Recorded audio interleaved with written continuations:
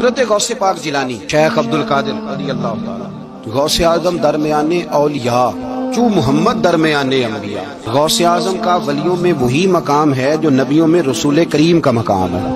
حضرت غوث پاک رضی اللہ تعالیٰ عنہ کو اللہ نے بڑے اعزازات سے نوازا۔ ایک اعزاز اللہ نے یہ دیا کہ ماں کی طرف سے حسینی ہے، باپ کی طرف سے حسنی سید، نانا بھی اللہ کے ولی، دادا بھی اللہ کے ولی، پھوپھی بھی اللہ کی بہت بڑی ولی ہے، ماں بھی اللہ کی بہت بڑی ولی ہے۔ یہ اللہ نا اسباب بناتا ہے، خود ماحول بناتا ہے۔ آپ کے جو والد گرامی تھے ان کا نام تھا ابو صالح سید موسیٰ جنگی دوست۔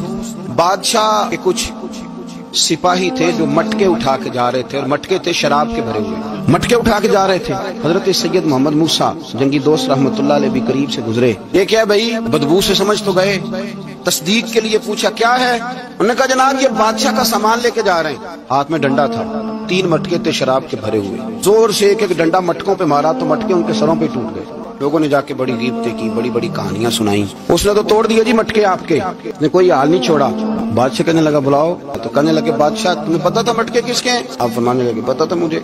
کہا کیوں توڑے؟ اور میں اس لیے توڑے کہ مجھے تیرے اوپر رحم آ گیا تھا، تو اگر شراب پیے گا تو دوزخ میں جلے گا، مجھے رحم آیا تھا میں نے توڑ ڈالے۔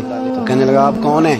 محتسب ہوں، غلط آدمی کا حساب کروں گا۔ تو بادشاہ کہنے لگا کس نے ڈیوٹی لگائی آپ کی؟ فرمانے لگے میری ڈیوٹی میرے رب کریم نے لگائی ہے۔ تأمرون بالمعروف وتنہون عن المنکر، مسلمان کے ذمے ہے اچھائی کا حکم دے گا، برائی سے روکے، یہ ذمہ داری ہے میری، اللہ نے ڈیوٹی لگائی ہے۔ بادشاہ پہ اتنا روب طاری ہوا کہ کہنے لگا حضور آپ کی بڑی مہربانی، آپ نے یہ کام کیا۔ کہنے لگا جناب اگر آپ اجازت دیں تو میں بھی آپ کو محتسب نہ بنا دوں، آپ میرے وزیر بن جائیں، کوئی بندہ اس طرح کا کام کرے تو اسے روکیں۔